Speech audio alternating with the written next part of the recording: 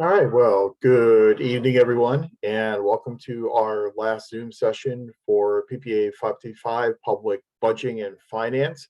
6-week courses go by very quickly, and this is our 6th week. So tonight's our last meeting.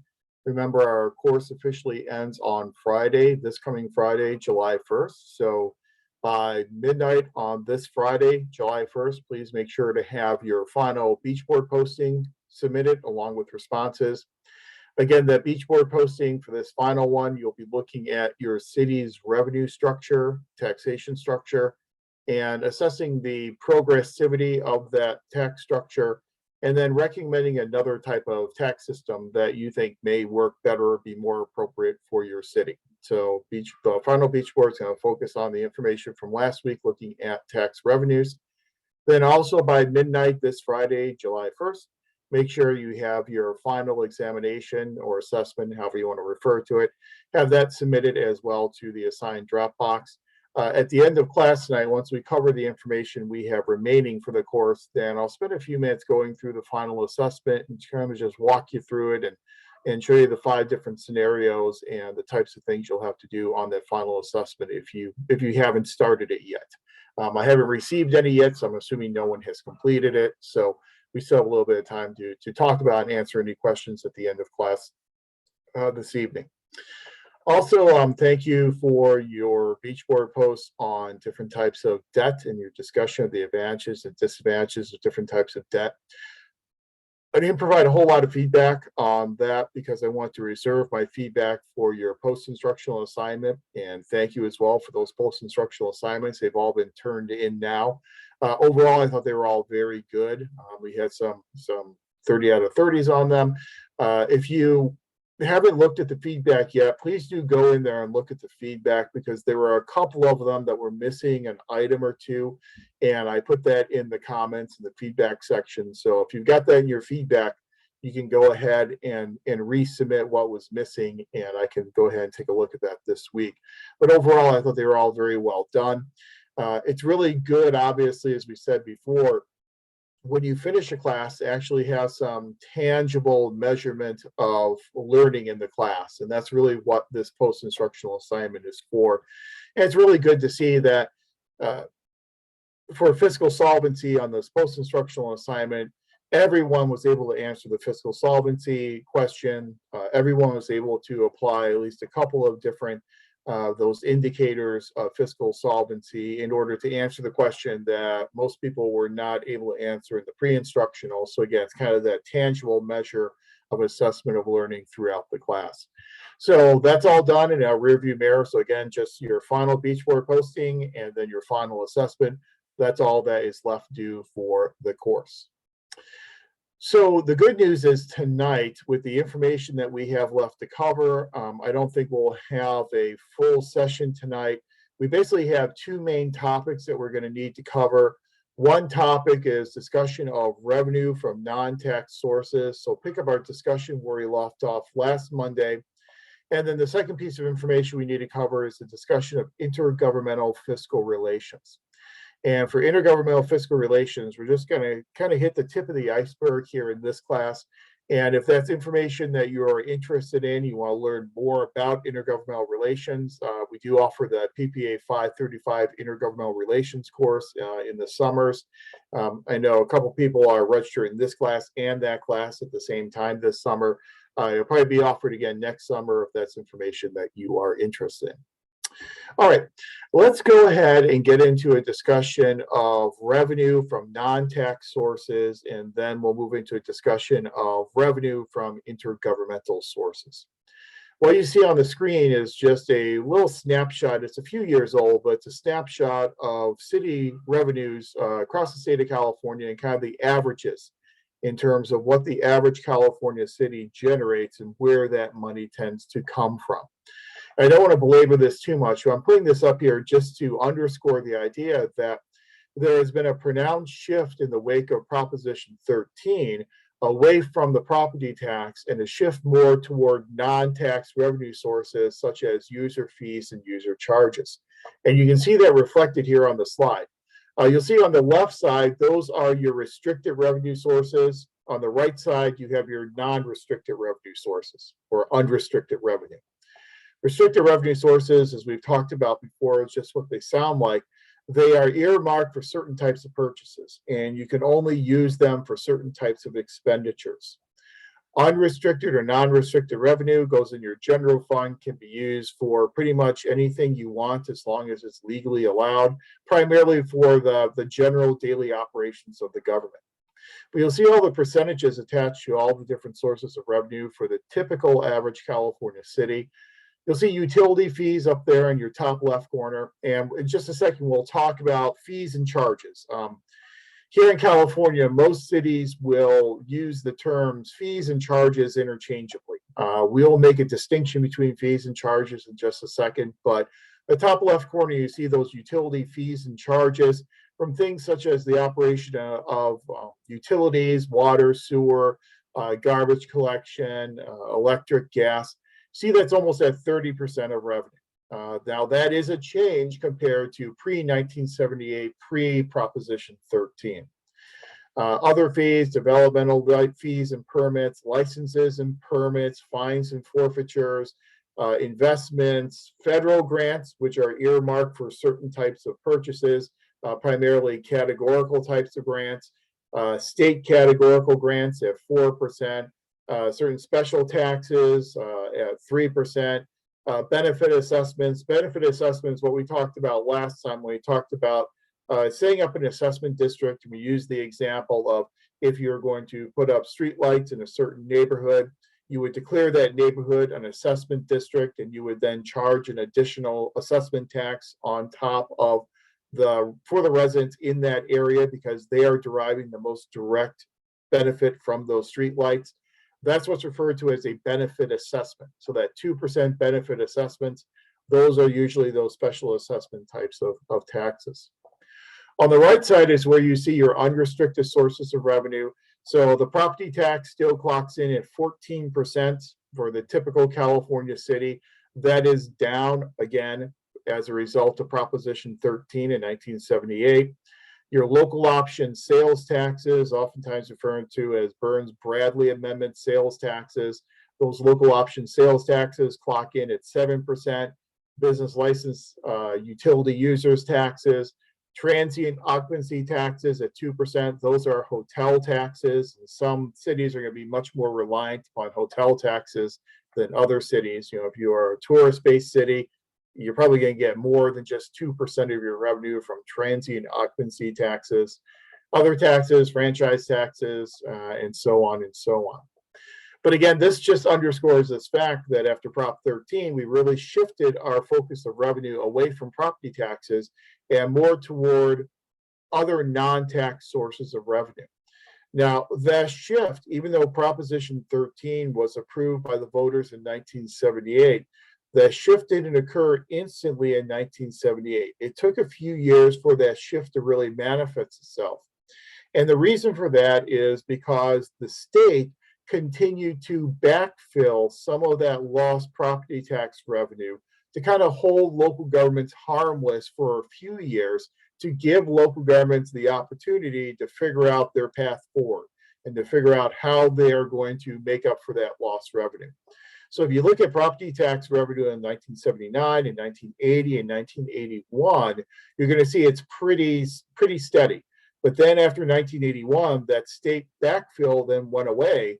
And that's when you start to see this pronounced decline in the percentage of revenue being generated from the property tax because of that property tax levy limit that we got approved by voters in Prop 13.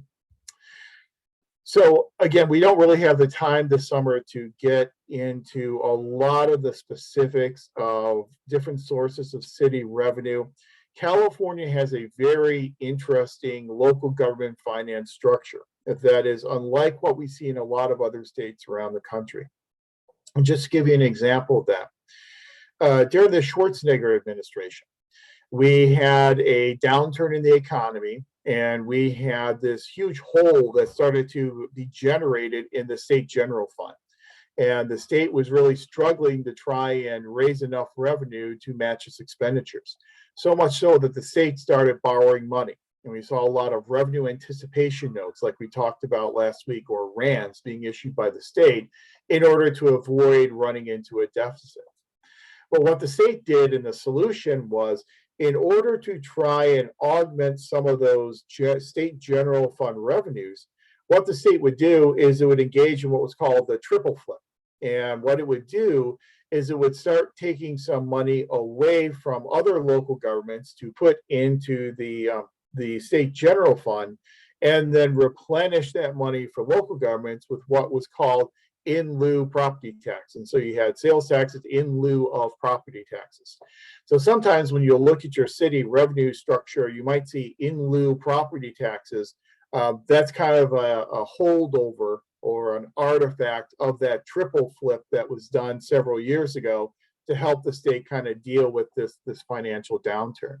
So there are a lot of different ways in which the state has tried to mess around with money in order to try and balance its books, sometimes on the backs of local governments.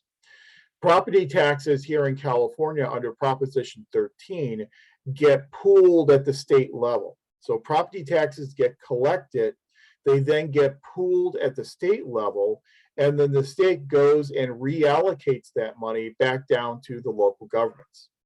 Well, whenever the state pools tax money at the state level, it has the opportunity or the ability to hold on to some of that money. So local governments really don't get all the local property taxes that are owed to it, because the state will hold on to some of that money to help backfill some deficiencies at times in the state general fund. We also have this thing called Proposition 98 here in California. And Proposition 98 guarantees a minimum amount of spending on education, that there's a minimum funding level that's required every year for K through 14 education spending. So the way in which property tax revenues work is, when they flow to the local government and they flow to local education agencies, they flow through this thing called an ERAF, Education Revenue Augmentation Fund. And it goes into those ERAFs and then gets distributed from those ERAFs. So you've got a couple of different pooling mechanisms that are going on in California local government finance. It gets really complicated, but the long and short of the story is that even though local governments tend to be reliant upon the property tax, the mechanics of that property tax are regulated by the state. And when you pool that money at the state level, that's what gives the state the opportunity to hold on to some of those funds, rather than passing all those funds back down to the local level of government. But again, the moral of the story is just that after Prop 13, we've really moved to some of these non-tax revenue sources. And when that happened, it then made non-tax revenue a much more important topic for a public budgeting and finance course like ours. So let's spend a few minutes talking about revenue from non-tax sources, talk about user charges and user fees, and then talk about situations where you are able to utilize a user charge or a user fee in lieu of a more traditional form of tax revenue. Now, as we said, and you saw on the chart, local governments here in California tend to use the terms user fee and user charge interchangeably, and they really don't make a distinction oftentimes between those two terms. I think Mike Sell does a really nice job of distinguishing between what is a user charge and a user fee. And I think, at least for our purposes here in the classroom, it's important to make that distinction, because technically user charges are fundamentally different than user fees. A user charge is going to be revenue that is derived from the consumption of some type of a service. So when a citizen consumes a service, that citizen is generating a benefit from that consumption. So we can charge that person for the benefit that they are deriving from consuming that type of service. So if you think about something like garbage collection, trash collection, you are consuming a service. Your trash is being picked up and being carried away. That trash collection service is something you're consuming, and you're deriving a benefit from consuming that service. So therefore, we can apply a charge to that benefit that you are accruing by consuming that service. So user charges are usually linked up to some consumption of some type of a service. By contrast, a user fee is oftentimes not linked to any particular service that's being consumed, but rather user fees are oftentimes attached to the privilege of engaging in a certain type of activity or a certain type of behavior. Oftentimes, fees are linked to licenses and franchise permits. So if you are going to go hunting, you have to get a hunting license. To get that hunting license, you have to pay a fee. It's a fee for the privilege of engaging in that behavior of hunting. If you want to get a driver's license, you have to pay a fee for that driver's license for the privilege of driving a car. If you want to open up a fast food restaurant and it's a franchise, you have to get a franchise license and pay a franchise fee for the privilege of operating a business within that jurisdiction. So fees are not necessarily linked to any type of service that's being consumed. Charges are directly linked to the consumption of a certain type of service. So there are differences between the two. But again, as we said, on a practical level, governments usually intermingle those two together. And they'll refer to them just as fees or just as charges, or maybe they'll call them charges and fees, but they usually use those terms interchangeably. Now, again, after Proposition 13, local governments had the necessity to move away from the property tax because they were limited in the total amount of revenue they can generate from property taxation. And so they turned to some non-tax sources like user charges and user fees. However, as we saw on the previous slide, those user charges and user fees never totally and completely supplanted the property tax because they cannot. User charges and user fees can only be used in certain types of situations. So they're never going to fully replace a general tax-based source of revenue. Some of the necessary conditions you need, for example, for a user charge, is you need benefit separation. So if you're going to charge people for the benefit that they are getting from consuming a service, you need to be able to separate the benefit that this person gets from the benefit that this other person gets. If you cannot separate the benefits that people derive from consuming a service, you're probably not going to be able to use a user charge. You're not going to be able to charge them for the benefit because you can't separate out who gets how much of what benefits. You have to have some element of chargeability.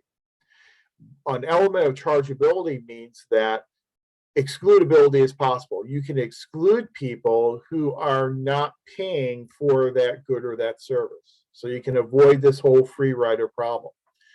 So again, with trash collection, it's something that is very amenable to a user charge because you have exclusion that is possible. If the person doesn't pay to have their trash picked up, then their trash does not get picked up. You can charge people based upon how much trash is being picked up. You may have to pay more if you have bulk items that are being picked up. We may have to pay more if you have double the trash containers being picked up as compared to your neighbor. In essence, what we're talking about is we're talking about some elements of private goods. That a good needs to have some private good components to it in order to be able to be amenable to the use of a user charge. And so if you've got something that is not private in nature, it doesn't have private sector components, you're going to have a whole lot of trouble utilizing a user charge. So for instance, that second bullet point on the screen, redistributive programs. Redistributive programs typically do not work very well with user charges because by definition, if it's a redistributive program or policy, you are redistributing wealth from one segment of society to another. Why are you redistributing that wealth? You're redistributing the wealth to another segment of society that doesn't have the same fiscal capability. And so if you're going to charge those individuals or those households for the benefits of gain from this redistributive program, you're defeating your purpose because the whole idea is to shift resources to those households, those income eligible households. So you don't want to end up charging them for those benefits that they are receiving. Now, as we had mentioned in a previous class, when you look at the policies that we tend to use in this country, the majority of our policies fall into that redistributive category. So right off the bat, a majority of our policies and programs are not going to work well with user charges. We also have a problem utilizing a user charge when we have programs or policies that create externalities or these spillover effects. We know that we have those positive externalities that can be created by a program whereby people benefit from this program, even though they are not directly paying for the program. This category of folks we call free riders. If you have a lot of free riders, obviously you don't have chargeability. You don't have benefit separation. So therefore, it's going to be tough to use a user charge if the program or policy is creating a lot of externalities and a lot of spillover effects. So again, it just boils down to the fact that we can utilize user charges and user fees. Their biggest advantage is that they are not a form of taxation, and you can target people who are either getting a benefit from consuming a service, or you can target people who are choosing to engage in a certain type of behavior. So you've got that targeting mechanism, but you can't use it for everything. And we're always going to have a need for some type of tax-based source of revenue. User charges and user fees will never completely replace tax-based sources of revenue. So again, some examples of programs that tend to work really well with user charges. As we said before, trash collection, these types of household support programs, they align very well with the user charge because you have excludability, you have chargeability, you have benefit separation. Industrial development supports, supports that are in place to help businesses engage in business. Those also tend to work pretty well with user charges as well, because you can identify how much of this utility is being used by this corporation and then charge them accordingly. So in terms of non-tax sources of revenue, we have user charges, we have user fees, and then we have also what are called monopoly-based revenue sources that kind of cross over and bleed over into user charges as well. Because the primary source of a monopoly-based revenue source will be utilities.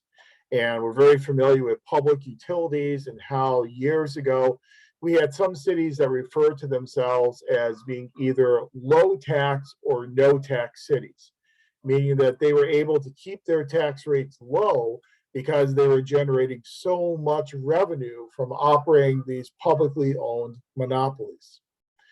Well, what then happened is we had deregulation come about, and through deregulation, we don't have the same amount of revenue coming in from operating public utilities as we used to.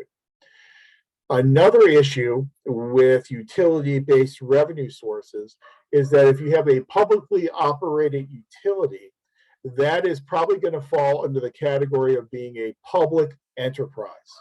And if you remember our discussion of accounting and fund-based accounting, we identified different types of funds. And we said one category of funds is what we call proprietary funds.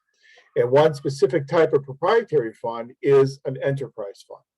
So if you are running a public utility, either a public gas company or electric company or whatever, that's generating revenue. So you got, LADWP that's generating revenue. That revenue being generated by LADWP is considered to be proprietary revenue. And that proprietary revenue then goes into that enterprise fund. I think I shared with you in my school district, we have Fund 63, which is our child development program fund. That is a monopoly-based revenue source. It's a public enterprise. That money goes into that fund and gets segregated from all your other general fund and your unrestricted revenue.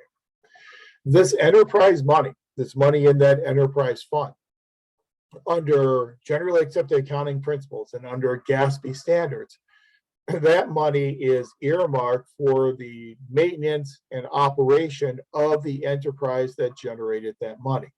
So it goes into the enterprise fund and is then used for the furtherance of the enterprise that generated that revenue.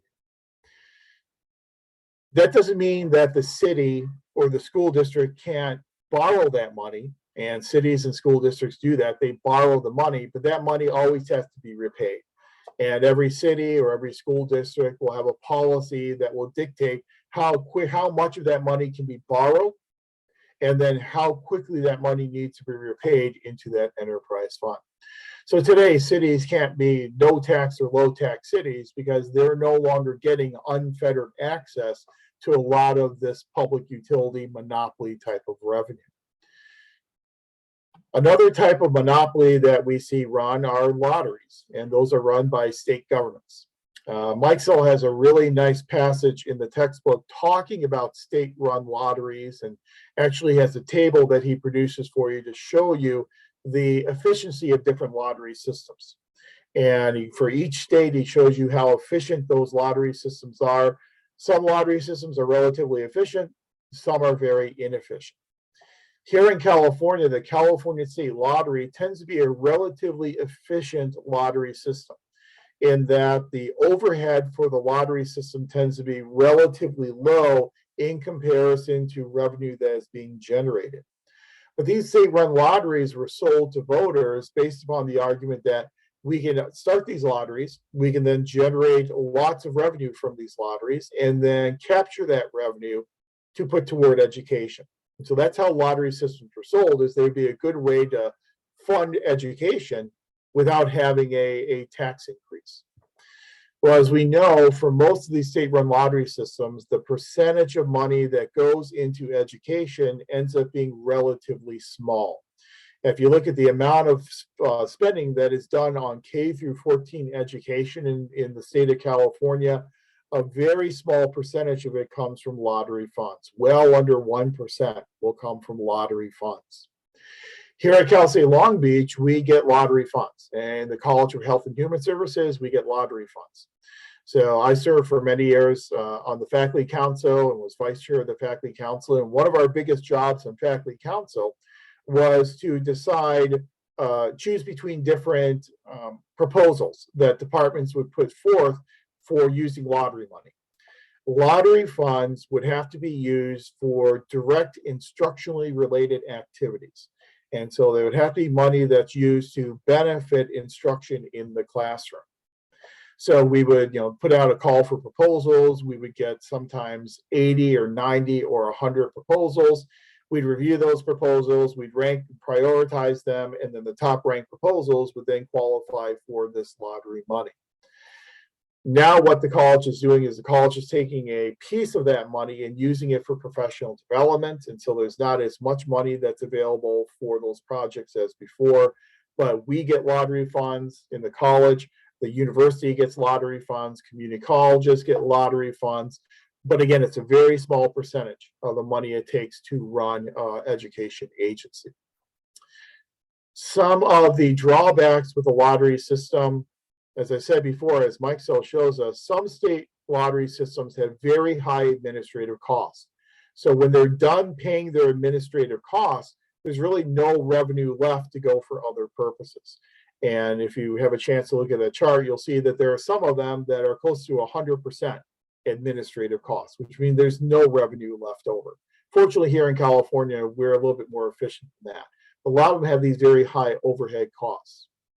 The revenue that you get from a lottery system also tends to be very elastic in nature, in that it grows and contracts based upon the state of the economy.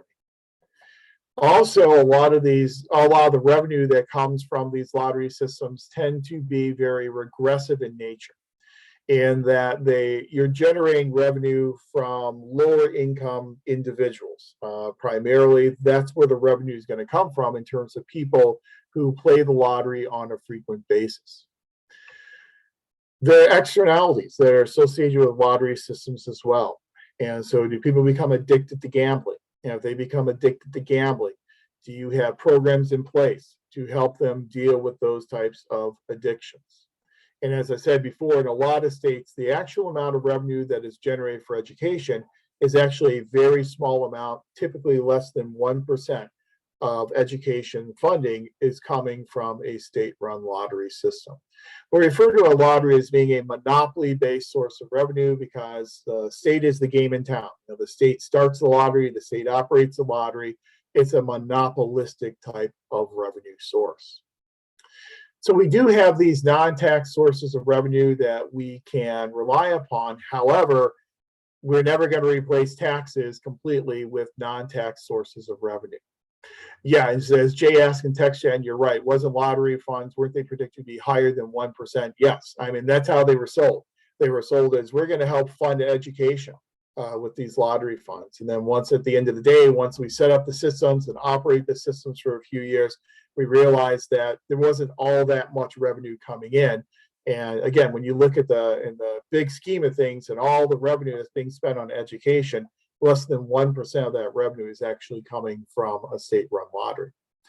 Now, I don't want to digress on this too much, but a couple points. One interesting point is when you look at California law requires that any lottery system in California must be controlled by the state of California and located within the state of California. Well, the California state lottery system certainly is, and it fits the bill. However, as you know, California participates in some of these multi-state lottery systems, like I believe a Powerball is one that the state of California is one of the states participating in Powerball. The headquarters for these multi-state lottery systems are not located within California. They're located out of state. I know one of them is located in Atlanta, Georgia. And so there are some questions about whether California law actually permits the state of California to participate in those programs. Now, to my knowledge, it's never been challenged in the courts, and that's why California is still participating. But technically, under California law, the lottery system must be located within the state and controlled directly by the state of California. Another point, just before we leave this discussion of lotteries, if you're really interested in this idea of lottery revenue and how lottery systems work, it's actually a big area of research in public finance.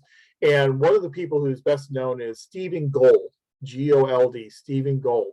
And for years, he ran the Rockefeller Institute at the State University of New York at Albany, devoted a lot of his research in the latter part of his career to looking at state-run lottery systems, looking at the efficiency and effectiveness of these lottery systems, did a lot of great work on the topic of state lotteries. And so if you're interested, Stephen Gold is his name, and did a lot of great work in that field.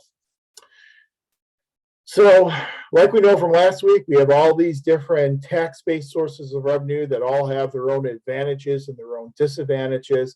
But we also have these non-tax sources of revenue like user fees and user charges and monopoly-based revenue sources that also have their own unique advantages and disadvantages as well. Mike So will tell us that for a city or for a government to be able to weather fiscal stress in the future, one of the best strategies is to maintain a diverse revenue portfolio. The more diverse your revenue portfolio, the better you are able to weather fiscal storms. If you are overly reliant upon one source of revenue, you're going to get yourself into some trouble in the future. You need to really spread out your sources of revenue. And we see sources of revenue really spread out. Again, that was one of the artifacts of Prop 13.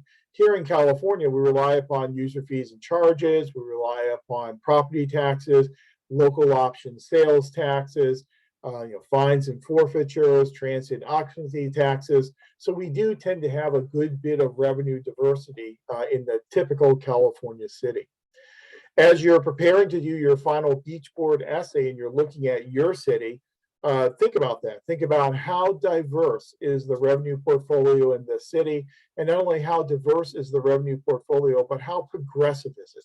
Are we generating money primarily from lower income citizens, from upper income citizens? How fair, how progressive is this system of taxation? Here in California, overall, in terms of the state, our state revenue structure tends to be very heavily leveraged on upper income Californians. And so people at that top income strata level, those are the folks who tend to bear most of the burden of income taxation here in California. That can be good and that can be bad. The good part of that is it's a very progressive type of system. The bad part of that is when you do heavily leverage it on upper income individuals, when you have a bear market and you have a big downturn in the stock market, you're going to have a downturn in state revenues as well. So when the stock market is doing well, then the state coffers tend to do very well. When the stock market's not going very well, that's when the state of California sometimes runs into some trouble generating revenue because it is so heavily leveraged on upper income Californians. But those are not the only sources of revenue. As we know, and as you know from the review of your city's finances, you also know that your city gets revenue from state and federal sources as well. So let's take a look at some of those state and federal sources and talk about intergovernmental fiscal relations. So let me share out this set of slides with you. And let's get this deck going. Okay. So we know that revenue does come from state and federal governments as well. The problem that we run into, obviously, is when we have this state and federal money coming in, oftentimes we do not have complete control over how much money is coming in, how that money is being spent, and how much longer we're going to get that money. Intergovernmental grants and aid oftentimes tend to be somewhat transient in nature, in that you cannot really bank on getting them year after year after year. Because a lot of these grant programs fall within the discretionary spending authority of Congress.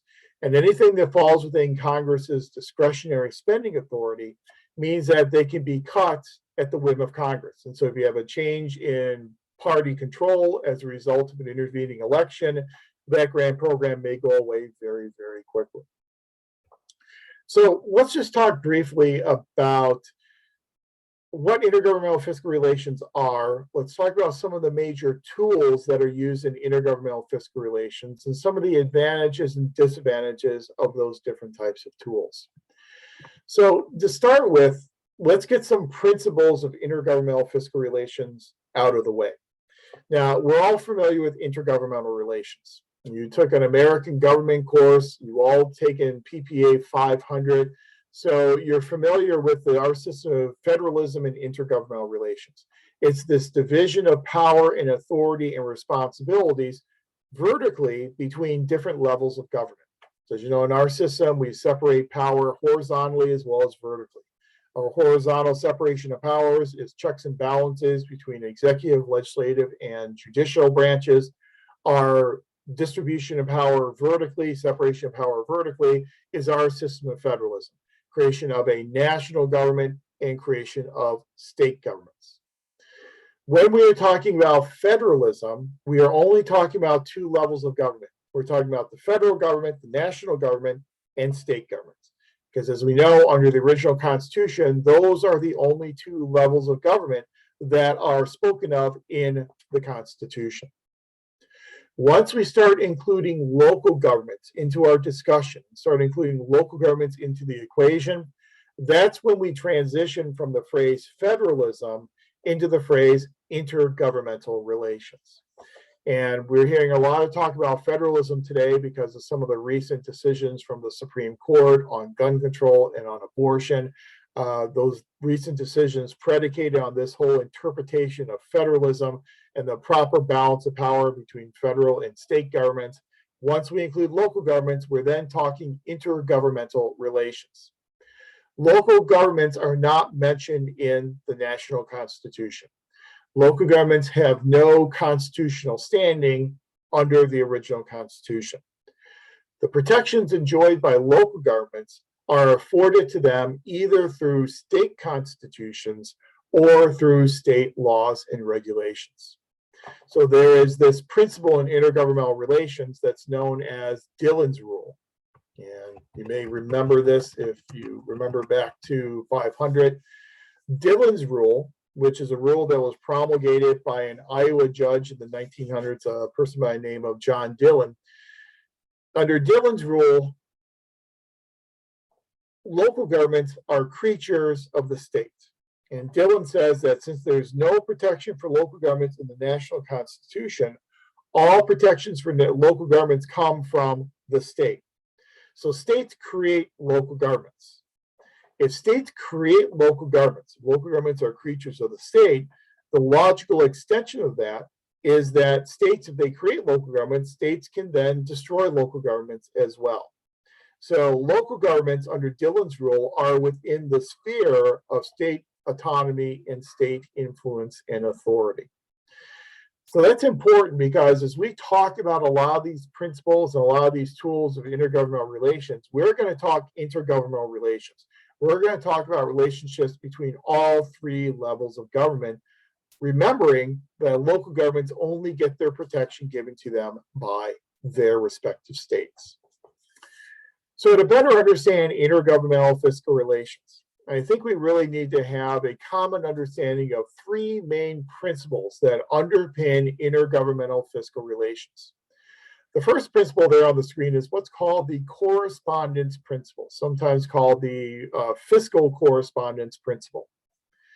The correspondence principle argues that if a government is being directly impacted by a decision, that government should then be involved in that decision.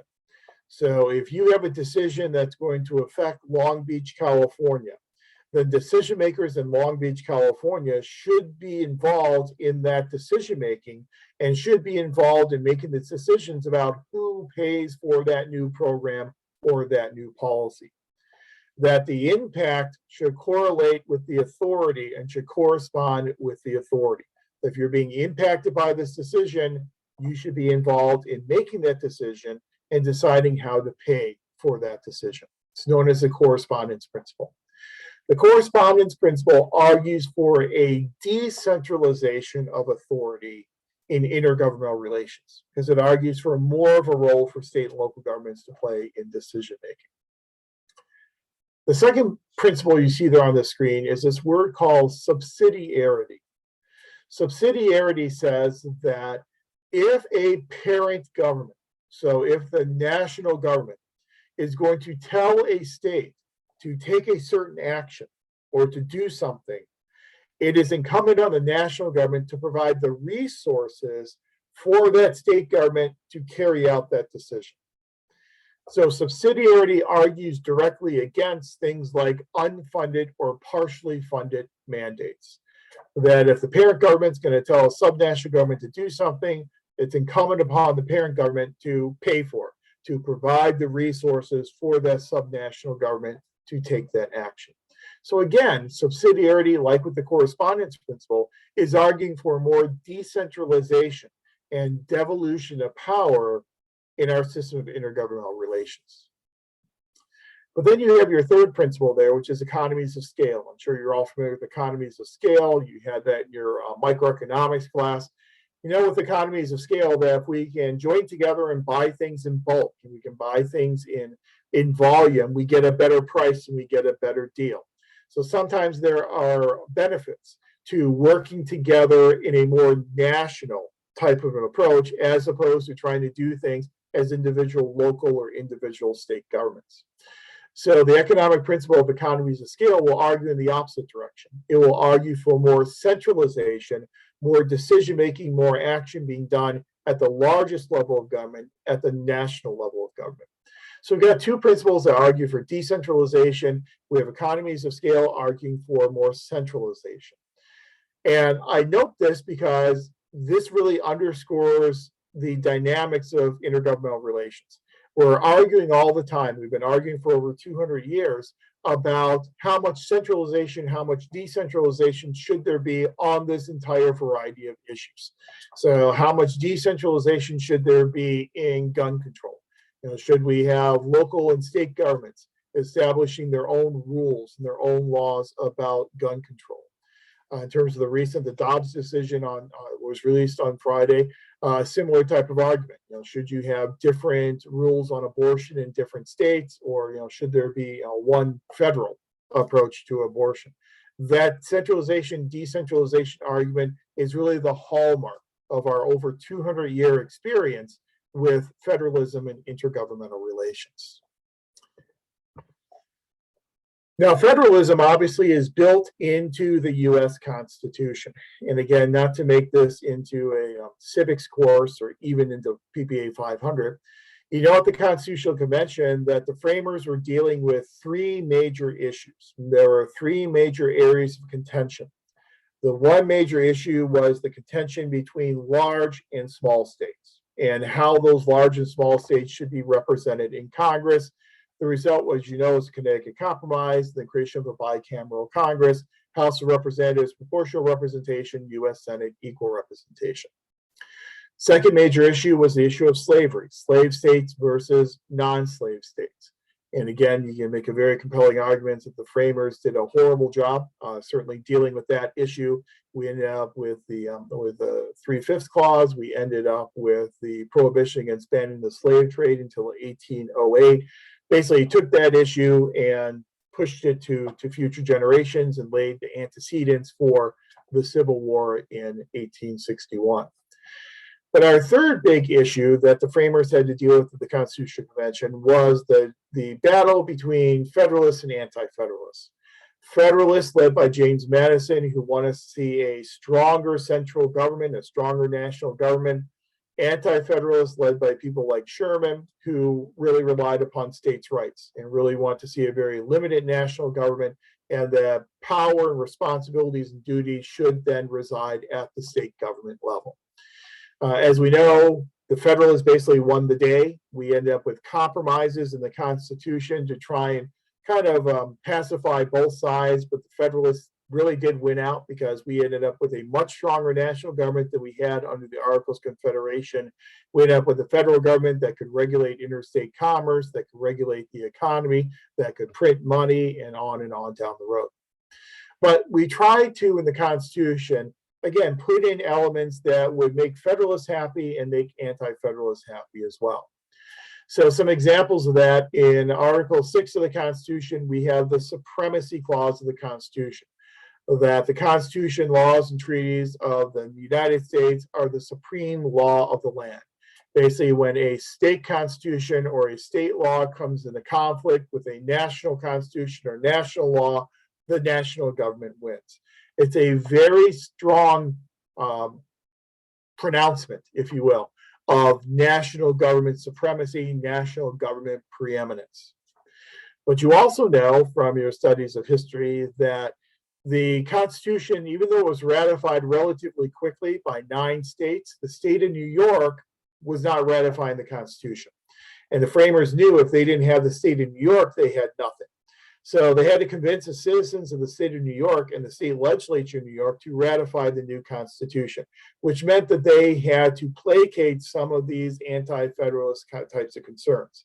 And so that's how we get the Bill of Rights. This is the first 10 amendments of the Constitution are all about trying to demonstrate that there are rights and there are civil liberties that people retain that do not go to this new national government.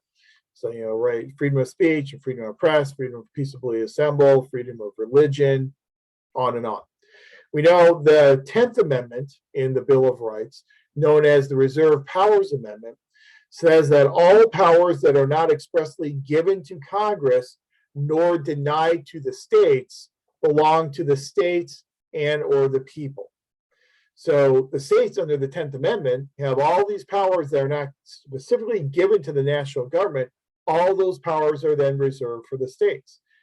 That is in complete contrast to the Supremacy Clause, because in the 10th Amendment, we are having a strong pronouncement of states' rights.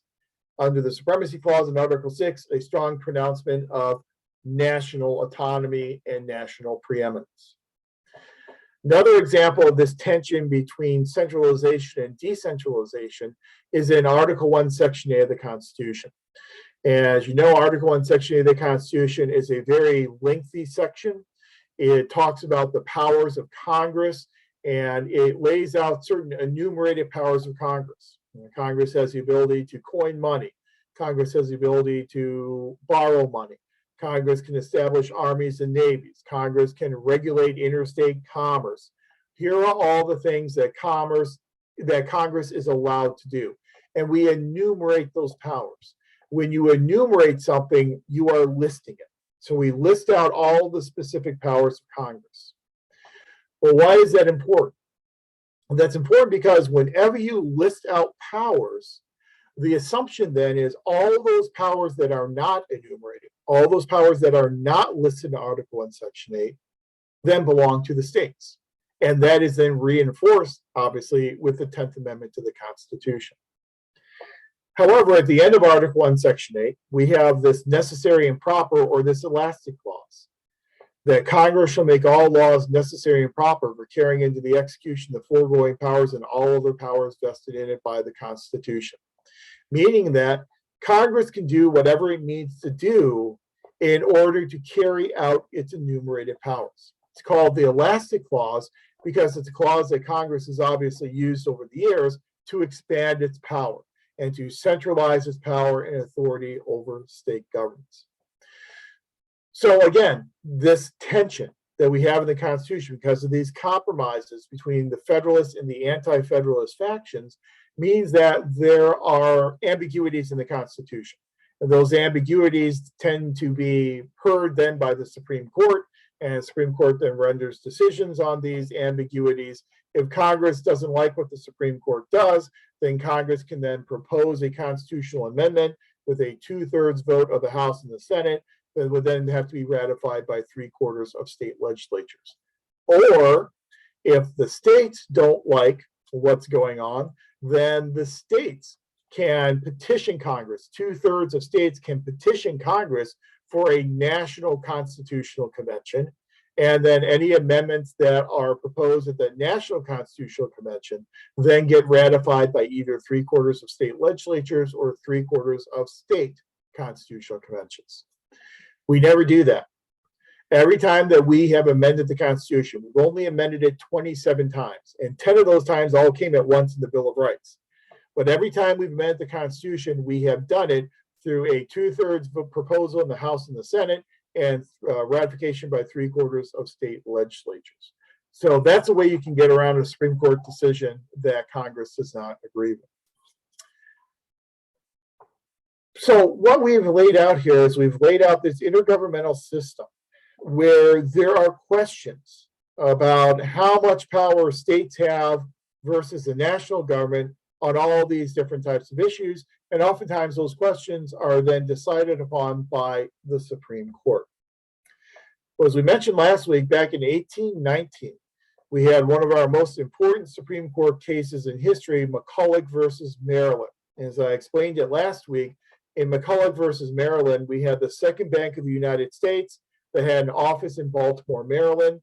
The state of Maryland had a state law where it would apply state taxes to all the fiscal notes issued by all banks within the state.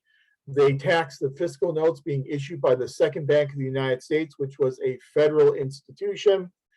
There you have a clear question about a state government taxing the federal government.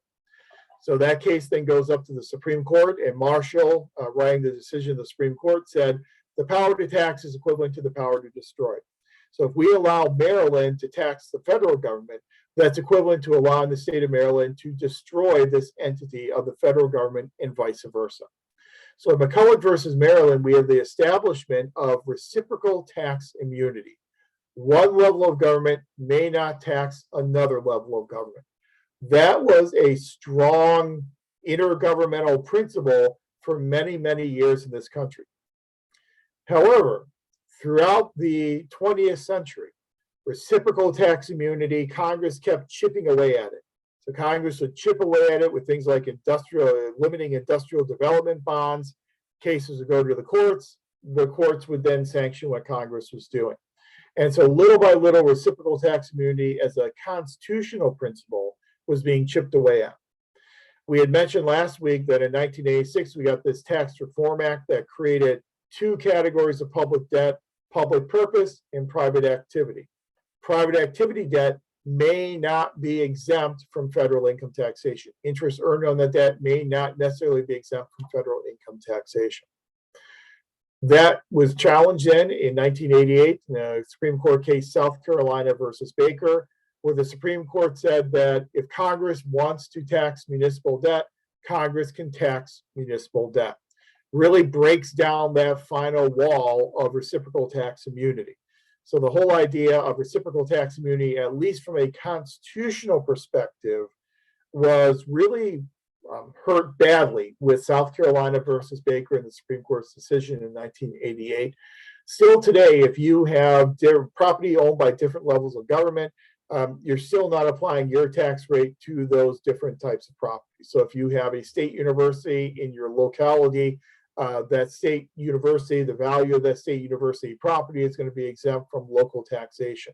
If you have a federal Army base or naval base, that's going to be exempt from state and local taxation. So we still have that part of reciprocal tax immunity with us. But reciprocal tax immunity is really predicated upon this idea that different levels of government are autonomous and that different levels of government operate as sovereign entities to a degree. But that degree is much more limited today than it was back in 1819 with the case of McCulloch versus Maryland. So we know that the three levels of government, national, state, and local, are inextricably linked in terms of finances. And a lot of the relationship between our different levels of government, those relationships are very much dictated by money. And I won't take you through the whole development of federalism and intergovernmental relations. Those of you who are taking the PPA 535 course, you're familiar with the different eras of federalism. But one of those eras of federalism that really contributed to intergovernmental fiscal relations was fiscal federalism in the FDR administration. So we have the stock market crash in the 1920s, and we have the resulting Great Depression. In the 1930s, in the FDR administration, FDR wanted to try and help state and local governments dig their way out of the Great Depression. And one of the ways he did it was through federal grants and aid. So he created all these different grant programs to provide to state and local governments to help give state and local governments the fiscal wherewithal necessary to help them pull out of the depths of the Great Depression.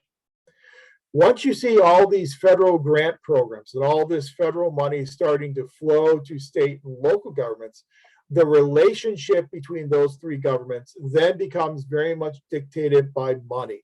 And that's where we really start to see this rise in intergovernmental fiscal relations. There are two main tools that are used in intergovernmental fiscal relations. One has a direct impact upon money, the other one an indirect impact. The one with a direct impact, obviously, are grant and aid programs. Some of you probably work with grant programs on a daily basis in your job, so you're familiar with different types of grants. But essentially, when you look at different types of grants, I want you to look at them on a spectrum. On one end of the spectrum, you have grants that are very specific, that do not afford the recipient much flexibility at all in terms of how to spend that money. Then on the other end of the spectrum, you have pretty much unfettered grants, money that is given to state and local governments that can be used by state and local governments however they want and for whatever purposes they want to use the money for. So on the one side, with a lot of accountability requirements and a lot of limitations, you have these types of grants called categorical grants. Categorical grants, typically you have to spend the money in a prescribed manner. You have to account for how the money is being spent. You usually have to submit reports, reporting on how the money is spent so that the federal government can make sure you're spending the money in accordance with federal wishes. Much more specific types of grant programs, those are referred to as your categorical grants. On the complete opposite end of the spectrum, you have what's called revenue sharing, oftentimes was referred to as general revenue sharing. General revenue sharing, the national government gives money to state and local governments to spend however they see fit with very few requirements and strings attached. Good example of general revenue sharing was what happened in the Nixon administration. The Nixon administration was predicated upon decentralization and devolution of power. Nixon wanted to turn power and responsibilities back over to state and local governments, and one of the tools he wanted to use to do that was money. So he would give general revenue sharing. He would literally share federal income tax revenue with state and local governments, and then give state and local governments a lot of autonomy in how they decided to spend that federal money. So categorical grants on one side, coming out of the Johnson administration, very specific grants that allow the national government to make the decisions and then control how money is being spent. The opposite end of the spectrum, general revenue sharing from the Nixon administration, giving state and local governments a lot of autonomy in deciding how to spend the money. Problem with general revenue sharing is that we were running deficits at the federal level year after year after year. Throughout the Nixon administration, throughout the Ford administration, the Carter administration, and through the Reagan administration, every year we were running a deficit, and every year that deficit was getting bigger and bigger. So literally, there was not revenue to share. So even though general revenue sharing was in place, practically there was no revenue to share. So state and local governments weren't getting much money at all out of general revenue sharing. So much so that the Reagan administration, Reagan got rid of general revenue sharing. So general revenue sharing was abolished in the 1980s in the Reagan administration. Not because Reagan disagreed with it. Reagan agreed with decentralization and devolution. Reagan just realized there was no money to share, so why keep a program around when you're not actually able to implement it? Then in between those two extremes of categorical grants and general revenue sharing, in the middle gray area, you have these things called block grants. Block grants are kind of a happy medium between a categorical grant and general revenue sharing. With a block grant, you have more flexibility in how you spend the money. Money must be spent in a prescribed area to try and achieve a stated goal or objective, but how you specifically spend the money to achieve that goal or that objective is left up to the recipient. So you may have this federal objective of trying to educate at-risk youth. So you have a block grant program that you provide to local education agencies, and they can then spend the money how they see appropriate, as long as how they're spending the money helps to educate at-risk youth. So if they want to use it on after-school counseling, they can do that. They want to use it on midnight basketball programs, they can do that. If they want to use it on computer literacy programs, they can do that, or childcare programs. However they see fit, they can spend their money, as long as how they're spending the money furthers the national goal of educating at-risk youth. Another practical example of a block grant is what we got with welfare reform in the 1990s. Traditionally, welfare reform used to be based upon aid to families with dependent children, AFDC grants. AFDC grants are specific grants with a lot of strings attached. They were much more categorical in nature. In 1996, with welfare reform, this piece of legislation called the Personal Responsibility and Work Opportunity Reconciliation Act, otherwise known as welfare reform, the federal government replaced those categorical grants with block grants called TANF grants, Temporary Assistance to Needy Family Grants. Those TANF grants were much more general in nature, but they were supposed to be used again to try and move people from welfare to work. So when the federal government started giving block grants to state governments for welfare reform, those state governments could use that money in a variety of ways, as long as they could prove that how they were spending the money was reducing welfare rolls and was moving people from welfare into gainful employment. And as long as they could show that, then they were in compliance with the requirements of the block grant. So today we see primarily categorical and block grants. Again, general revenue sharing is gone. But I really kind of wanted you to look at categorical and block grants, not necessarily as a dichotomy, not necessarily in a binary way, but more on the spectrum. In that there are some block grants that have very few strings attached, some block grants have a few more strings attached. The difference of the categorical grant is going to be much more specific in terms of how that money needs to be spent and how you need to account for and report how that money is being spent. So we've got categorical grants, we have block grant programs. We also have federal grant programs with what we call matching components. Or if the federal government deems a program important enough, the federal government will tell a state or local government, we will match every dollar you spend on this program, dollar for dollar, up to a certain threshold. So we will match everything you're spending dollar for dollar up to $5 million. That's what's called a matching grant. The problem with matching grants is obviously they can distort local preferences, because whenever you have a matching grant, you are by definition lowering the cost of that program. So if the local government is choosing between program A and program B, federal government comes in and says, we'll give you a matching grant for program A. Suddenly program A becomes much less costly than program B.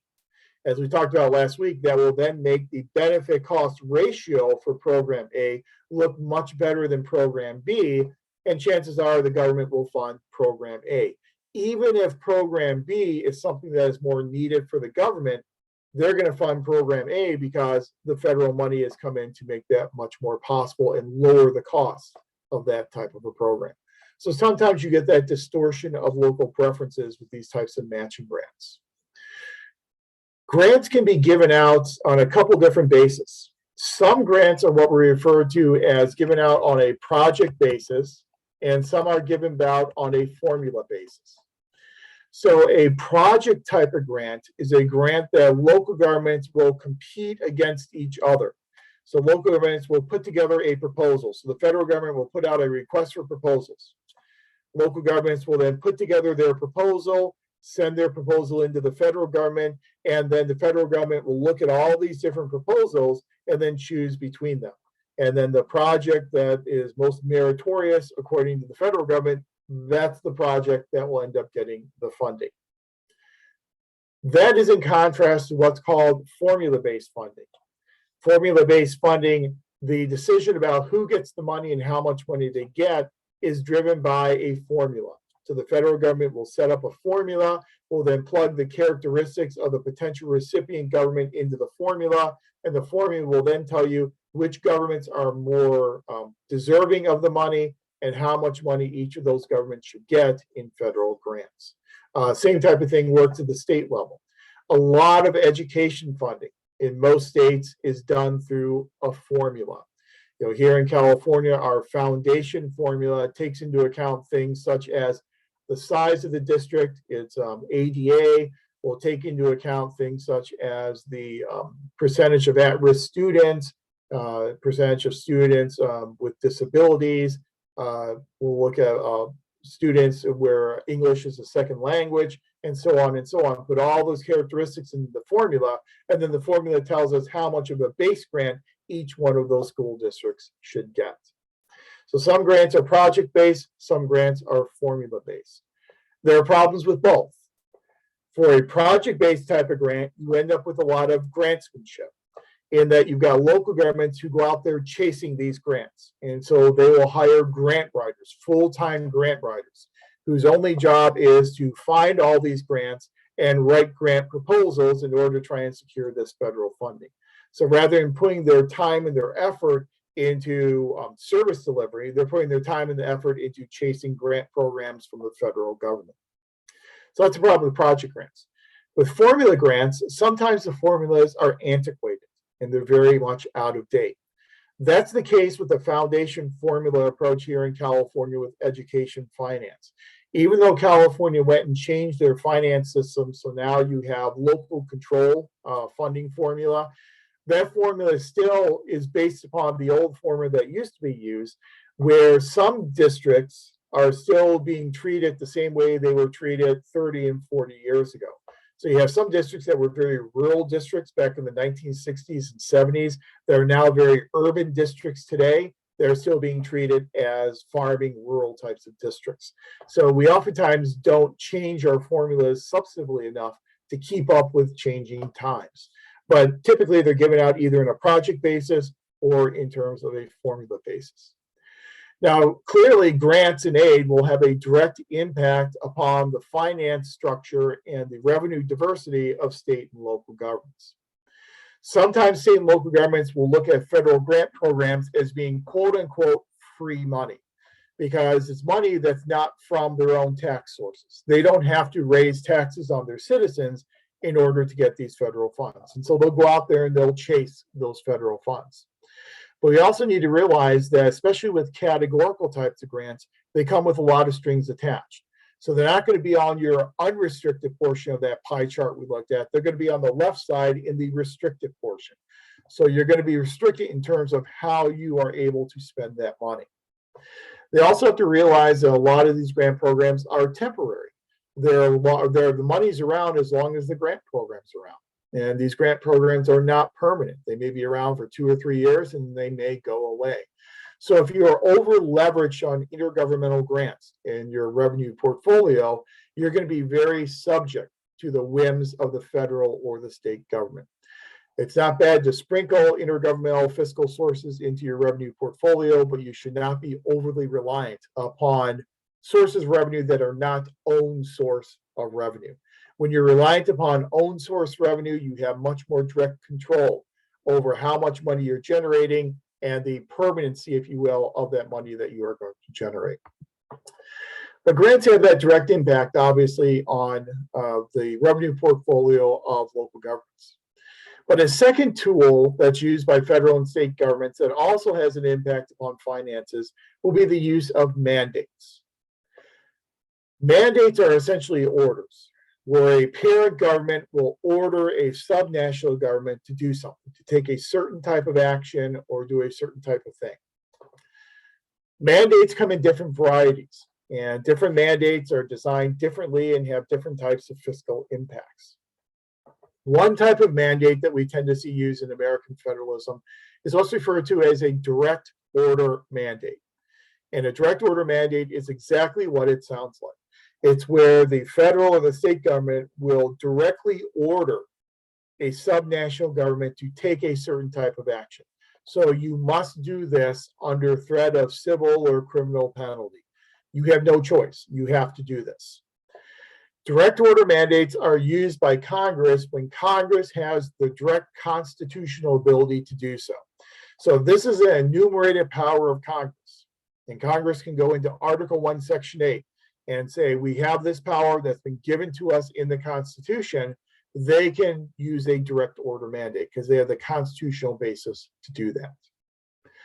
When Congress lacks the constitutional basis to directly order a subnational government to do something, then they have to use a different manifestation of a mandate. So a second type of mandate is what's called a cross-cutting mandate. And the perfect example of a cross-cutting mandate is anti-discrimination. So you may not discriminate on the basis of race in housing policy, in education policy, in employment policy, in elections policy. This is anti-discrimination that cuts across all these different policy areas, again, known as a cross-cutting type of mandate. So you see these cross-cutting mandates in the Civil Rights Act of 1964, Voting Rights Act of 1965, Fair Housing Act of 1968, and so on and so on. Third type of mandate is what's called a crossover mandate. The crossover mandates are oftentimes seen as being especially insidious mandates by state and local governments. Because of the crossover mandate, what the federal government may do is it will tell a state or local government, you must take an action in this policy area. And if you don't take this action we want you to, then we're going to take money away from you in this other area. Crossover mandates are used primarily when the national government does not have the constitutional ability to issue a direct order. So they can't make the state do this, but they can induce the state to do it with the threat of taking money away. So there are a lot of good examples of this. One great example from years ago in the Clinton administration was the example of blood alcohol content levels or BAC levels. So there's blood alcohol content level, and every state had a different blood alcohol content level. Some states had a 0.08, some had a 0.06, some had a 0.10, some had a 0.12, and so on and so on. The Clinton administration wanted to have a national blood alcohol content level of 0.08. They want that across the entire country, all states to abide by that. There's no provision in the Constitution that allows Congress or the federal government to say, states, you have to have a 0.08 blood alcohol content level. It didn't exist, obviously, when the Constitution was written. So the tool that you use is a crossover mandate. So you tell a state, you need to adopt a 0.08 blood alcohol content level. And if you don't, we're going to take federal highway funds away from you. So you're going to lose some of those federal highway funds. Another example was in terms of the Highway Beautification Act, way back in the 1960s, where the federal government placed limitations on the billboards along the sides of a highway. And they couldn't, for state roads, they couldn't tell states that they had to abide by this because they were state roads. So instead, what they would do is they say, unless you beautify your highway by abiding by these federal standards, we're going to again take road money away from you. You're going to lose federal grant money. So that threat of losing federal grant money gets the states to comply. Today, every state has a 0.08 blood alcohol content level. Federal government did the same thing in terms of, like Jay said, seat belts. They did the same thing in seat belts and driver safety. They did the same thing in terms of speed limits. And speed limits is a good example, where they said, we want you to adopt a 55 mile per hour national speed limit. Well, states push back on that. Now we don't have that. But they wanted that back in the day. And states push back on that and said, no, we don't have to adopt your 55 mile per hour national speed limit. So obviously, the federal government said, we'll take highway funds away from you. And there are some states, like the state of Pennsylvania, that really resisted a national speed limit for many, many years and lost hundreds of millions of dollars in federal money for transportation because of that type of a crossover mandate. Then the fourth type of mandate is what's called a preemptive mandate. And preemptive mandates can come in two different varieties. They can be fully preemptive or they can be partially preemptive. A fully preemptive mandate is kind of like a direct order in that the federal government will come and say, state or local government, you no longer have the right to make a decision in this area. You no longer have the legal right to pass a law in this policy area. Only the national government can make that type of decision. That will be a fully preemptive type of mandate. One example of a fully preemptive mandate from a few years ago was the prohibition of internet access taxes. For years, several states, I think there were 10 of them, who used internet access taxes, where they would actually tax the fee that you pay to your internet service provider to gain access to the internet each month. So that monthly fee would then be taxed by the state. Federal government eventually came in several years ago and said there'll be no more internet access taxes and got rid of all internet access taxes, fully preempted the ability of state governments to make decisions in that policy area. That's a fully preemptive mandate. What is much more common, though, is what are called partially preemptive mandates. Partially preemptive mandates will establish a federal minimum level and then say, state governments, your state law must be at least as strict as the federal minimum standard. You may go above that if you would like, but you need to be at least as strict as the federal minimum standard. So we see this primarily, obviously, in environmental protection. So we have air quality standards. We have water quality standards. Those are federal minimum standards. All states must at least meet that federal minimum standard. Here in the state of California, we go above that. And we have stricter state mandates in terms of air quality and water quality that are even stricter than the national government. We're allowed to do that because this mandate is only partially preemptive. We're only preemptive for making a decision that is less strict. We're not allowed to make a decision less strict, but we are free to go above and beyond what the federal minimum standard is. In the last administration, the Trump administration, we saw the Trump administration pushing back on California and wanting California to lower some of their standards back down to the federal minimum standard, and was threatening taking away federal money unless California lowered the standards back down to the federal minimum standard. So, but that's what's called a partially preemptive type of mandate. Again, seen primarily in environmental protection. Mandates are important, obviously, because they carry with them fiscal implications. The federal government is coming in and telling you as a state or local government, you must take this type of action and give you a timetable by which you have to take this action. That action is going to cost you money. So the question then becomes, who pays for that? Well, if these mandates are partially or unfunded mandates, then the cost falls upon state and local governments. So we end up having this thing called the Unfunded Mandates Reform Act in the mid-1990s. And when I was in graduate school, one of my good friends worked for the National League of Cities, and her job with the National League of Cities was to organize Unfunded Mandates Day. And it was a day that where you would raise awareness about the impact of unfunded mandates. And I don't know, sounds like a good time, but she would organize a march in Washington. She'd organize all these different events around different state capitals. And eventually, I believe it was in 1995, they were actually successful at getting this act passed through Congress, whereby Congress, if it was going to pass a mandate that would have a certain amount of fiscal impact upon state and local governments, it would then have to conduct a study on that mandate to see exactly how much it would cost state and local governments. And then if it cost state and local governments too much money, then it could not pass that type of mandate.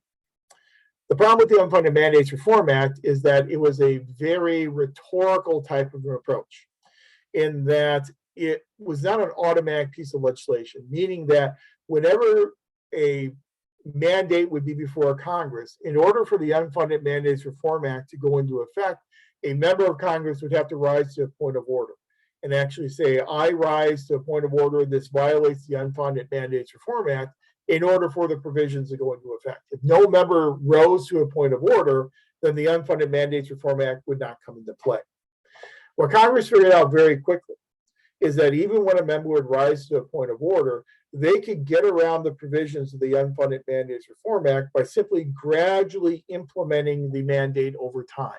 So if it's something that was going to cost $50 million and you're only allowed to impose a $10 million cost, you would just gradually implement it over 5 years, $10 million at a time, and you would then not run afoul of the requirements of the Unfunded Mandates Reform Act. Let's see, Alice, we're for contract. City Association actively oppose all legislations that deem to include unfunded mandates. Absolutely, yeah, and a lot of local organizations do that. Here in California, we actually had this a proposition called Proposition 1A. And as we know, I said before, the state of California has this nasty habit of reusing proposition numbers. But we had this Proposition 1A. And Proposition 1A was kind of modeled on the Unfunded Mandates Reform Act at the federal level that would limit the ability of the state government to issue unfunded mandates on local governments here in California. The problem with Proposition 1A is that it had a clause in it where the governor or the state legislature could declare a state of fiscal emergency, fiscal exigency, they called it, but fiscal emergency.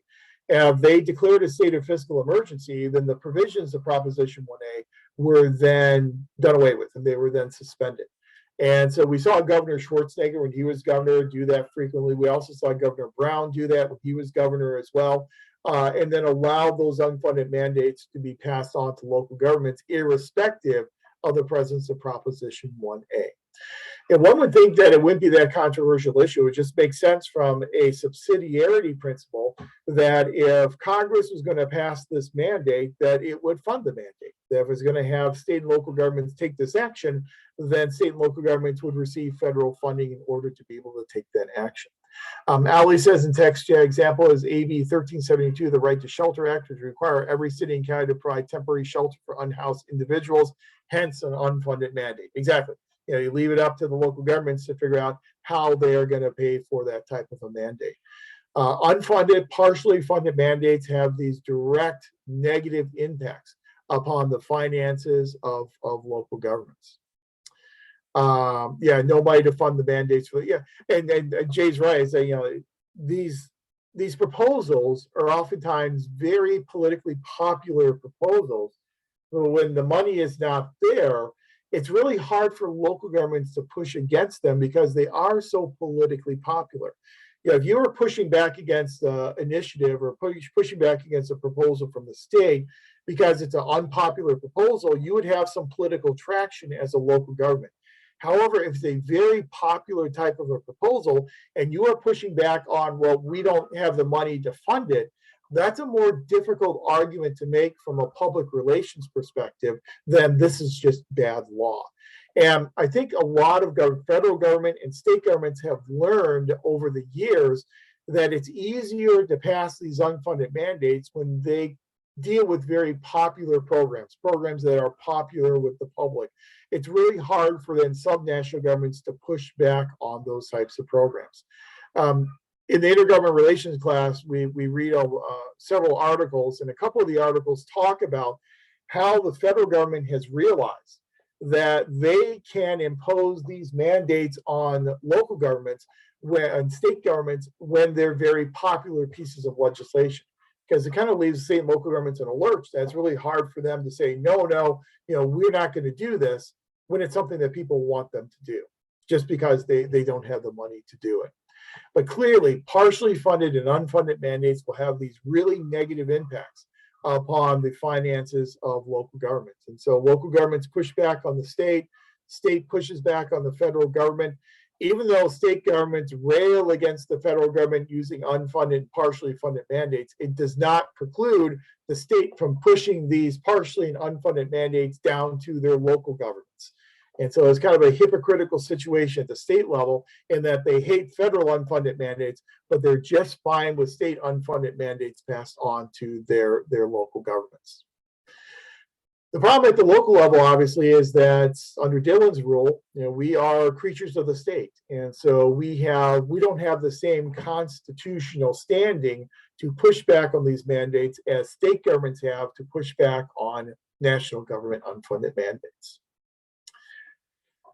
So we have to remember when we are devising our revenue structures and our revenue portfolios, number one, we want those portfolios to be as diverse as possible, but we also have to recognize that we are operating within a political environment and that we have these influences from the federal and state governments that are really beyond our control, and they can have some really negative impacts upon our local finances, and we have very little control in terms of pushing back on those initiatives from the feds and from Sacramento. So where does that leave us in terms of where we are with public budgeting and finance? Essentially, here in California, when we look at the May revise, we realize that we're in really good shape in terms of revenues. We have a lot more revenue than we thought we were going to have. The trend has been an upward trend despite the COVID-19 pandemic. So there is money to go around. But even when you have a surplus, there are decisions to be made. I mean, usually you think about, well, the bad decisions, the tough decisions are when we are in deficit spending. But there are tough decisions being made when we're in surplus spending as well. And we're seeing some of those tough decisions right now. Should that money go back in tax rebates to citizens? Should that money go into more into the rainy day fund to protect us when we do have future downturns in our revenue generation? Should that money go into homelessness programs? Should that money go into education programs? Should that money go into criminal justice and police protection types of programs? Those are still decisions that need to be made even when we are dealing with surplus spending. How much longer we're going to deal with surplus spending, I think, will obviously depend upon national government trends. As we pull back in terms of raising interest rates and try to get more control over inflation, the more you raise interest rates and change credit requirements and reserve requirements as a Fed to try and control inflation, the more you risk the chance of pushing the economy into recession. As the national economy goes into recession, state economies tend to follow, and state economies tend to go into recession as well. Now, California, as the fifth or sixth largest economy in the entire world, is a little bit better insulated from national trends than a lot of other states in the country, but we are still impacted by what goes on at the national level. So if the national economy continues to trend toward a recession, we'll probably see a similar type of trend, not to the same degree as other states, but a similar type of trend occurring here as well in California. Not to get on my soapbox too much, but I really do think California needs to think about its revenue system. Its revenue system is very heavily leveraged on upper income wage earners, which creates a progressive type of income tax system, but it also creates an income tax system that is very closely tied to the stock market. You go into a recession, you have a bear market, there's a good chance you're going to have some very negative implications for your ability to raise revenue here in the state of California. So I see we're at 7:30. That basically covers all the information that we typically cover here in the budgeting course. We've covered it much more quickly in this summer term than we usually do in the fall or the spring. I know we didn't leave as much time for discussion as we usually do in the fall and the spring, but it's really imperative that we got through all this information so that you are then well suited once you get to 697 to do that 697 budgeting case study, because we've covered all of our core concepts that we needed to cover. At this point in time, do you have any questions about either non-tax revenue sources or any of these topics we've discussed with intergovernmental fiscal relations, either mandates or grants and their implications on local government finance? Any questions on any of this material? I take a drink. All good? Well, then, if so, then for our last thing tonight, let me just share with you, if you haven't started working on the final exam yet, let me share the final with you and just quickly walk through the final and make sure that everyone is comfortable with the final exam, the different scenarios on the final, and some of the things that I'm looking for on this final assessment. Now, again, the final assessment is going to consist of, or it does consist of, 5 different scenarios. These are original scenarios that I wrote a couple of years ago, and I kind of cycle through different versions of these with each manifestation of the 555 course. But these are original scenarios that I try to keep as brief as possible so I can give you the information you need to perform well while not inundating you with a lot of specifics and a lot of details. So let's just go through the 5 scenarios very quickly and answer any questions you may have about them. I've tried to design the final exam so that we can touch on most of the major core concepts that we have covered so far in the class. So in scenario 1, we are looking at this idea of different types of goods and the role of government in the provision and or production of different types of goods. So remember back to, all the way back to 6 weeks ago, we started out talking about things like public goods, private goods, collective pool goods, and toll goods, those 4 different categories of goods. We talked about the way in which you categorize a good will have an impact upon the proper role that you see for government in the provision and or production of those goods.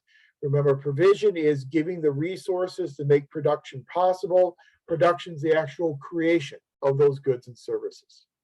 So here in scenario 1, we have the city of Lake Powell that is located in the northeast region of the County of Confusion. Lake Powell has a population of approximately 75,000 residents and a healthy real and commercial property tax base. The city is fiscally solvent and recently contracted with the county sheriff for law enforcement and fire services. So it's recently become what we call in California, a contract city. So it doesn't have its own police and fire, it contracts with the county for those services. It has been so pleased with the quality of services it received through contracting that the city council is now considering contracting out its library services as well. City currently has 2 library branches with a combined budget of $5.2 million. These branches are staffed with city employees, and the city council received a recommendation from the city manager to consider entering into a contract with Library Alternatives Incorporated to staff and operate these branches. Library Alternatives Incorporated currently has contracts with 2 other cities in the state that allow the company to operate all aspects of library operations in these cities. The contract that the city council will consider would replace the current city employees with Library Alternatives Incorporated employees, and the company would commit to interviewing city employees first if they're interested in applying. The annual amount of the contract would be $4.5 million, resulting in a $700,000 savings for the city.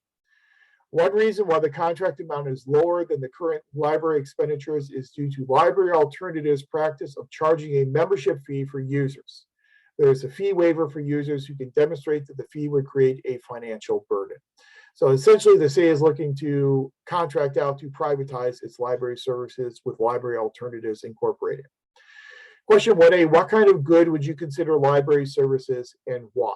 So do you see library services being a public good, a private good, a collective pool good, or a toll good? How you consider it, again, will depend upon if you believe it is excludable and if you believe it's exhaustible. Things that are excludable and exhaustible are private goods. Things that are non-excludable and non-exhaustible are public goods. And then if they have components of each, they fall in that middle ground of collective pool or toll goods. Give me a justification as to why you think it's the type of good that you think it is, And the way in which you define the good, the type of good you think it is, will then lead you to a conclusion about whether or not they should privatize. So in 1B, if you were advising city council, what issues would you recommend that city council members consider in deciding whether or not to award the contract? So if you believe that library services are a pure public good, then obviously that's something that city council is going to want to consider in turning down the contract, because it's a pure public good. You're not going to be able to privatize it because you cannot exclude people based upon being able to pay a fee. Things are pure private good, then it's going to be green light, all full steam ahead in terms of privatization. So scenario number 2, while the city of Lake Powell is thriving financially, the county of Confusion has not been so fortunate. Confusion is facing a myriad of fiscal troubles. To start, the county has failed to get its budget done on time for 6 of the last 7 years. One reason for this is the partisan divides within the county commission.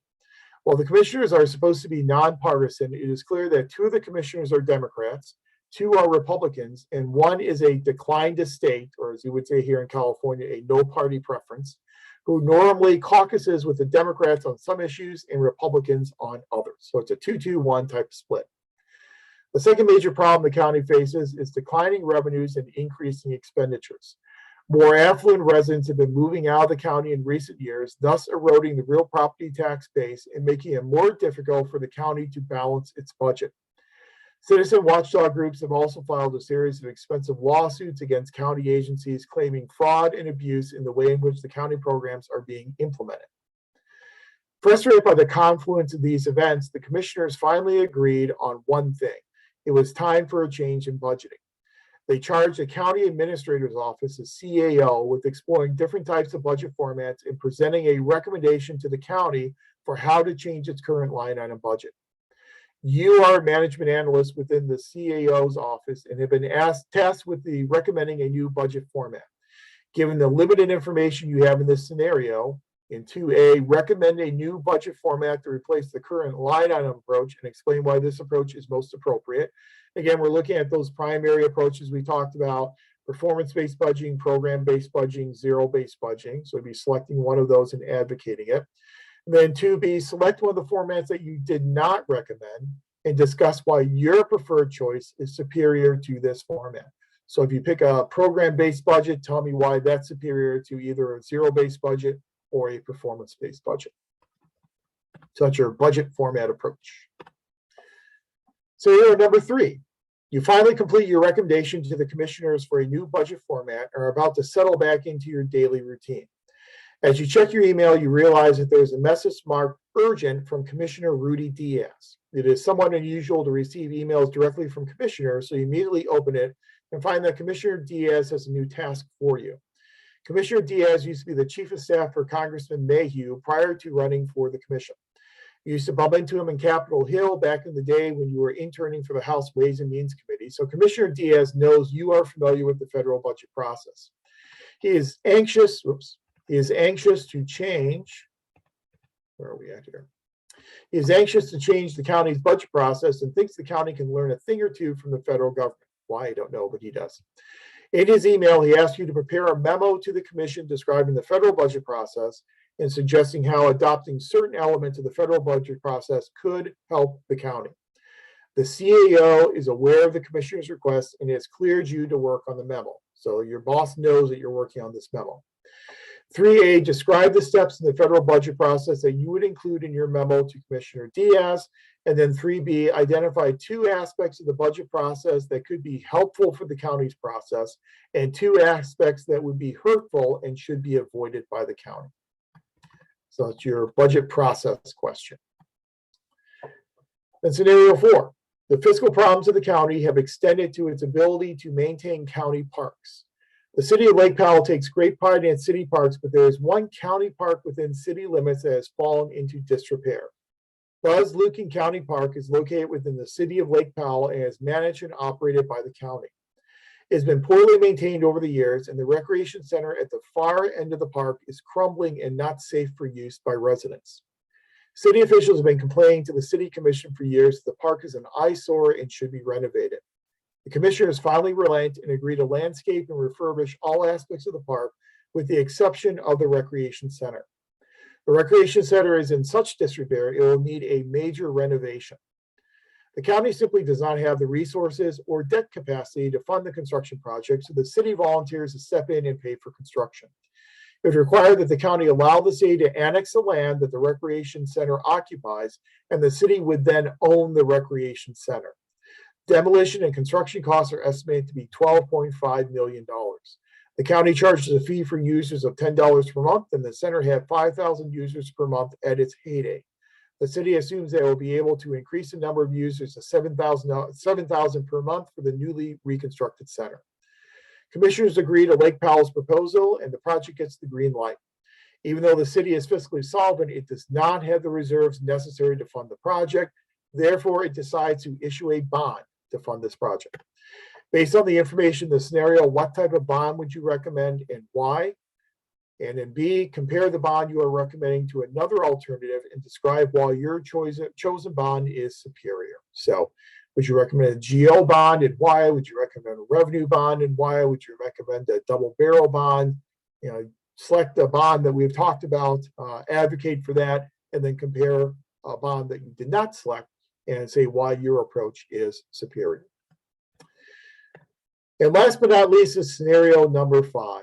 In scenario number 5, we're going to turn our attention to taxation.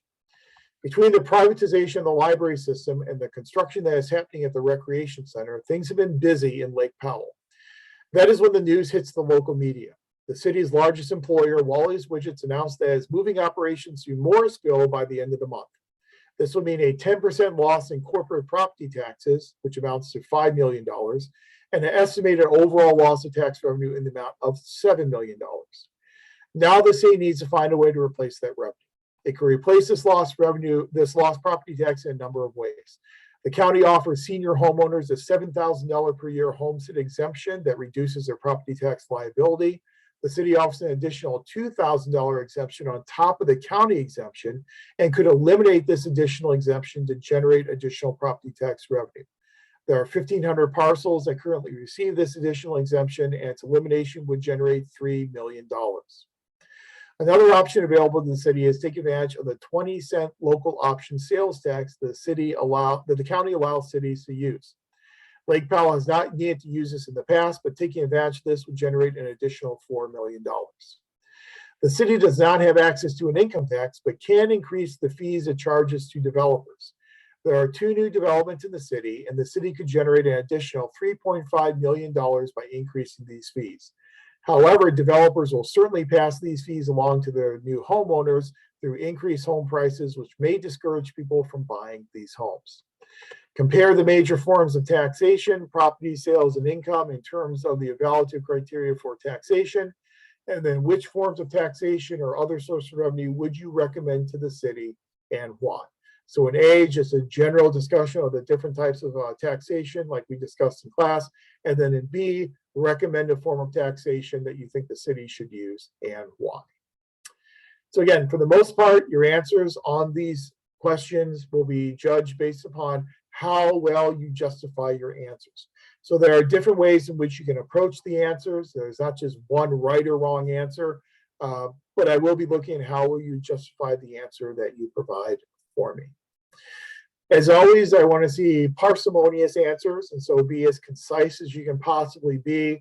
1 or 2 paragraphs per question, I'm sure will be sufficient to get the job done. So 1-2 paragraphs per question. You don't have to write a dissertation or a book. Just hit the major points, answer the questions, justify your answers, and we'll be in good shape. And again, this is due by midnight on this Friday, July 1st. Any questions on the final exam or anything course related at all?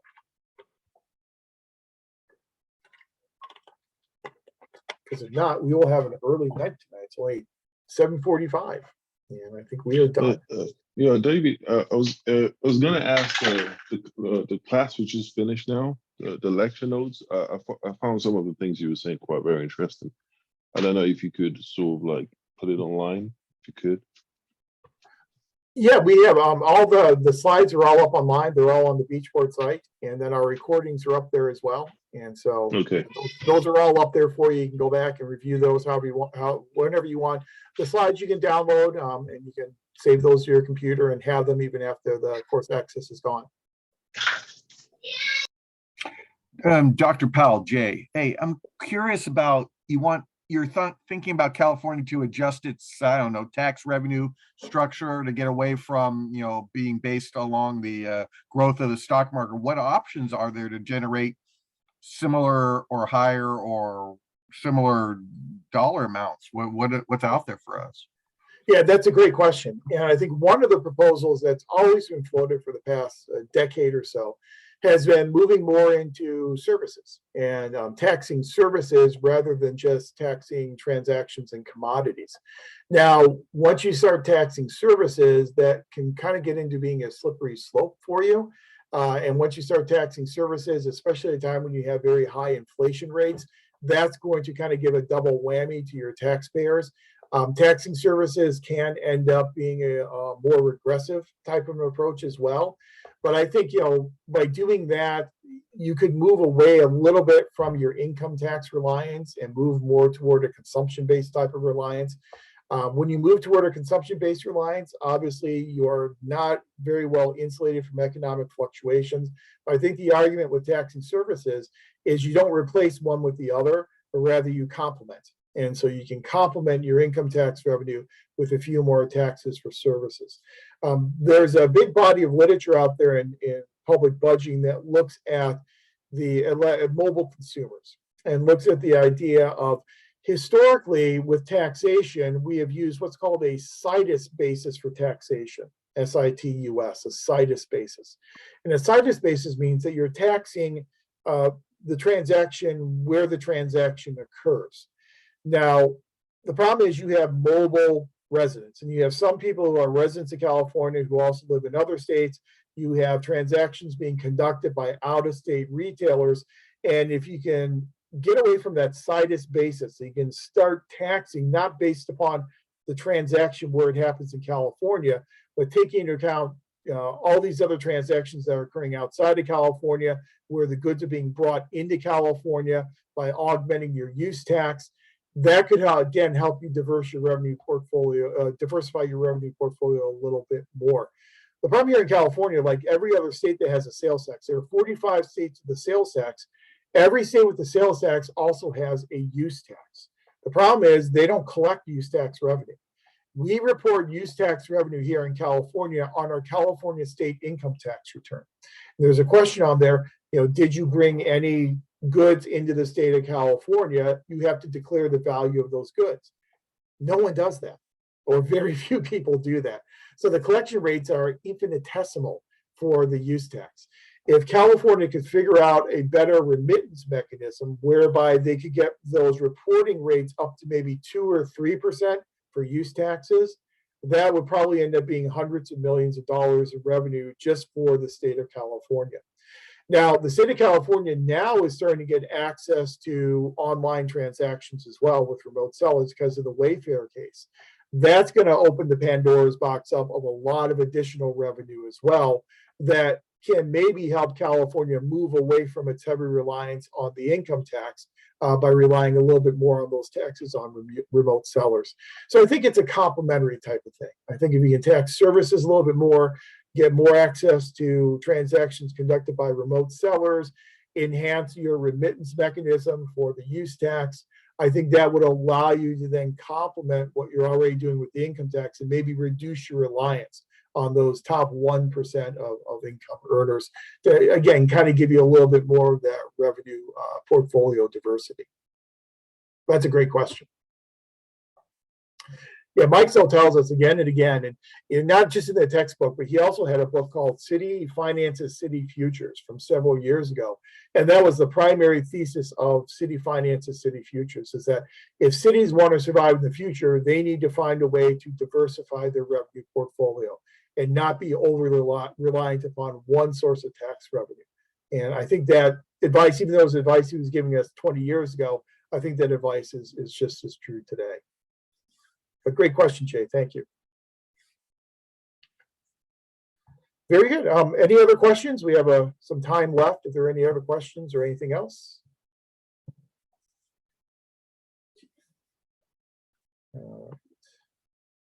Okay, let's see. Well, it says, just to confirm, are we looking for 2 paragraphs per question? Yeah, I think 1 to 2 paragraphs per question, I think would certainly be sufficient. 1 to 2, whatever you feel like you need to use, but 1 to 2 per question, I think would be sufficient. Yep. Sure, you're very welcome. And so again, this is coming in by midnight on Friday. Your final beach board essay is coming in by midnight on Friday. I will devote most of my attention in terms of feedback to this final assessment. So I won't give a lot of feedback on the last beach board. Your feedback will be on this assessment. I'll work on them this weekend, and I'll try and have all the grades wrapped up and ready to go by July 5th, by next Tuesday, and see if we can get all the grades posted. And then again, you can move onward and upward if you have any other courses this summer, or just have a little break and get ready then for the fall semester. All righty. All right, well, thanks very much. It's been a pleasure working with everyone. I look forward to reading your final assessments. And like I say, get your grades ready to go by hopefully Tuesday. I'll have this video up on our beach board site no later than sometime tomorrow morning, so you can go back and review it if necessary. Otherwise, I hope everyone has a really great week. It's been great working with you, and I'll get you your feedback as soon as I can next week. All right. Thank you very much, everyone. Have a great week, and hopefully I'll see you again in some future courses. So thanks a lot, everyone. Good job. Thank you very much. Thank you. Thank Thank you, David. Bye-bye. Thank you. Appreciate it. Thank you, David. Take care, everyone.